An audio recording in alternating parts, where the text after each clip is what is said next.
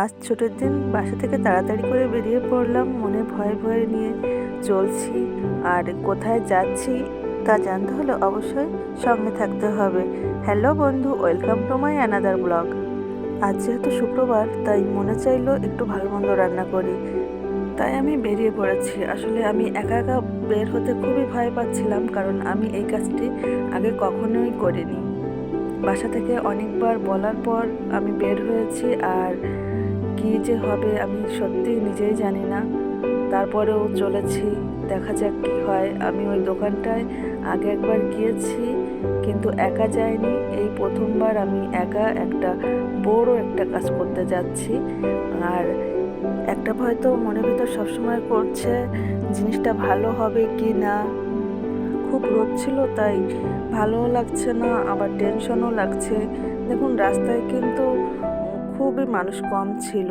যেহেতু শুক্রবার, সবাই বাসায় বসে একটু রেস্ট নেয়, গাড়িও কম রাস্তায়। যা দু চারটা গাড়ি দেখছি, তাতেও কেমন যেন মনে হচ্ছে লোক নাই, খুব অল্প লোক ছিল রাস্তায়। আমি এগিয়ে চলেছি গল্লামারির দিকে। আমরা যারা খুলনাতে থাকি তারা প্রায় সবাই জানে গল্লামারিতে হাঁস পাওয়া যায়। আর আমি ভাবছি আসলে হাঁসটি ভালো হবে কি না। সেই দোকানটায় চলে আসি, আর এখান থেকে দেখে শুনে একটি হাঁস নিই। এগুলো কিন্তু সম্পূর্ণ দেশি হাঁস।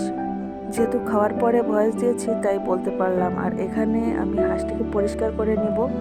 এখানে পাতি হাঁস পরিষ্কার করাতে নেয় হচ্ছে 40 টাকা। দেখুন, আমি এখানে আগেও গিয়েছি, তাই আমি জানি এখানে পরিষ্কার করা হয়। আমি আগে যেদিন এসেছিলাম সেদিন রাতের বেলা এসেছিলাম, আর ভিড়টাও একটু কম ছিল। আজ ছুটির দিন তো, তাই অনেক ভিড়। চিন্তা করলাম যেহেতু হাঁস কিনেছি, সেহেতু একটু চুই ঝাল না নিলে হবেই না, তাই আমি কিছুটা চুই ঝালও নিয়ে নিলাম। আর ঘরে গরম মশলা ছিল না, তাই সেখান থেকে কিছু পরিমাণ গরম মশলাও কিনে নিয়েছি। তেমন ভালো বুঝি না তো, তাই দোকানদারের পরেই ছেড়ে দিই, একটু ভালো দেখে দিবেন। তারা আমাকে ভালো দেখেই দিল মনে হলো। চাচা চুই ঝালের দাম হয়েছিল 60 টাকা, আমার কাছ থেকে 50 টাকাই রেখেছে। তারপর গরম মশলা নিলাম। আমি আগে এইভাবে বিক্রি করতে কখনো দেখিনি। এই যে খোলা যে মশলাটা ছিল, এটা সম্পূর্ণটা বলছিল 100 টাকা। আমি ওখান থেকে কিছু পরিমাণ নিয়েছি, আর তারপরে বাসার দিকে ব্যাক করলাম। যারা হাঁসটা পরিষ্কার করেছে তারা বারবার বলছিল হাঁসটি অনেক ভালো হবে, কারণ তার গায়ে একটাও করে লোম যেটা থাকে তা ছিল না। তারা খুব অল্প সময়ের ভিতর আমাকে পরিষ্কার করে দিল। ওনারা বসে অনেক হাঁস পরিষ্কার করছিল, কিন্তু আমি দেখিনি সত্যি ওইখানে আমি যে হাঁসটি কিনেছিলাম ওইটার মতো পরিষ্কার হয়েছে এমন একটা হাঁসও দেখিনি।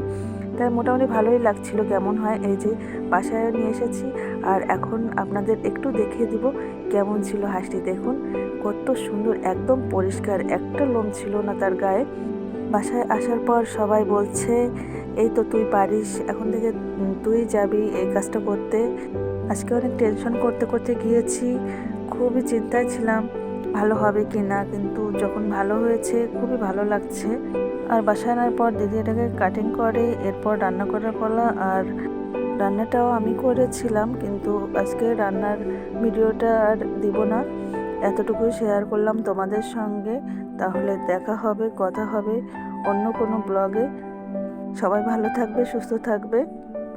আর ভালো লাগলে অবশ্যই লাইক কমেন্ট করে দিবে। ধন্যবাদ।